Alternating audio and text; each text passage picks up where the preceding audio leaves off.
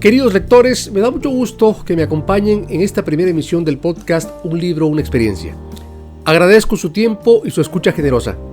Para mí, este canal y podcast significa la oportunidad de extender, en la medida de mis capacidades y posibilidades entre más personas, el gozo por la lectura reposada y paciente de un libro. Tiene en ese sentido el propósito de que haya más lectores que extraigan de él esa experiencia que hace más rica y más intensamente vivible la vida. Digo vivible y no necesariamente disfrutable, porque no creo que la lectura de un libro nos ayude solo a disfrutar la vida. No considero que sea ese el único beneficio del acto de leer.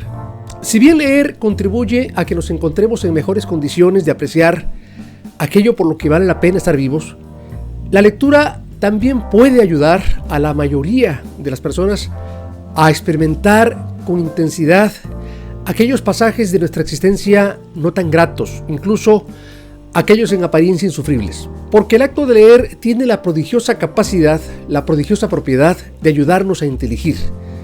Y la palabra inteligir procede del latín intus legere o intus legere, que significa leer por dentro, estudiar a profundidad. En otras palabras, entender. Y de tratar de entender se trata cuando leemos un libro. Entender todo aquello que nos plantean sus historias, y lo que leemos es, por ejemplo, Las Mil y Una Noches o El Castillo de Kafka. Sus ideas, y nuestra lectura es un libro de ensayos como Los Ensayos de Montaigne o Visión de Anáhuac de Alfonso Reyes. O sus poemas, y lo que traemos entre manos son los poemas de Las Flores del Mal de Baudelaire o las rimas de Gustavo Adolfo Bécquer. Pero inteligir lo que un libro nos plantea o nos propone implica también detenernos, así sea brevemente, en la forma en que se ha propuesto comunicar a su lector aquello que cuenta, plantea o versifica. Esto es, para buscar entender el libro hay que reparar en el cómo es escrito, en su estructura y en los recursos que el autor ha empleado para escribirlo. Así que prestaremos atención, aun cuando lo hagamos brevemente, a ese narrador omnisciente que en El Castillo de Kafka mira selectivamente los acontecimientos a los que se enfrenta K, el personaje principal, pues su visión coincide con la del personaje principal.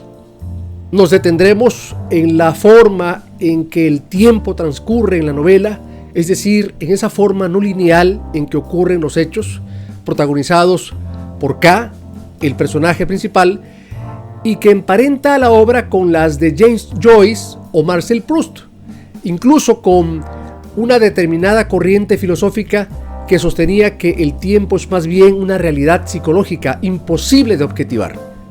También por las razones de que Kafka haya decidido escribir una novela como El Castillo, nos preguntaremos si es nuestro propósito enriquecer aún más nuestra experiencia al leer o al terminar de leer esa novela. Y eso nos llevará, sin duda, a reparar en las circunstancias personales, históricas, políticas, incluso filosóficas que llevaron al autor de La Metamorfosis a escribir. Saber, por ejemplo, que Kafka la escribió sin concluirla pocos años antes de morir, que comenzó a escribirla en plena convalescencia de una enfermedad de índole posiblemente mental, y que El Castillo es una representación estética al tiempo que una crítica velada del Estado como institución opresiva, omnipresente y burocrática, lo que convierte a la obra en una prefiguración de los estados totalitarios que sobrevendrían en la primera mitad del siglo XX con la Alemania nazi o el fascismo italiano, nos llevará a comprender de mejor modo ese libro inconcluso. Un libro puede servir para entretener a sus lectores, pero no suele ser ese su objetivo principal. Porque el propósito de un buen libro, como el de cualquier obra de arte, no es la diversión o el entretenimiento, sino la intensificación de la experiencia.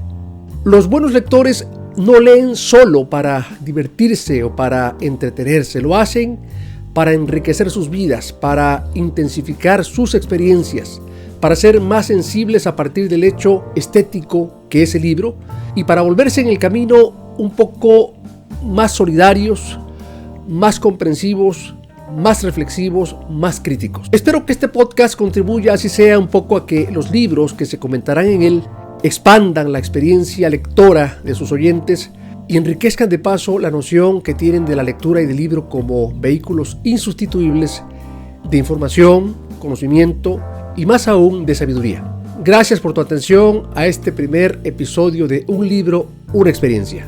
Te invito a que te suscribas al boletín de mi blog franciscopairó.com, en el cual recibirás además reseñas, poemas, recomendaciones de libros, lecturas en voz alta y contenido hecho exclusivamente para sus suscriptores. Hasta el próximo episodio.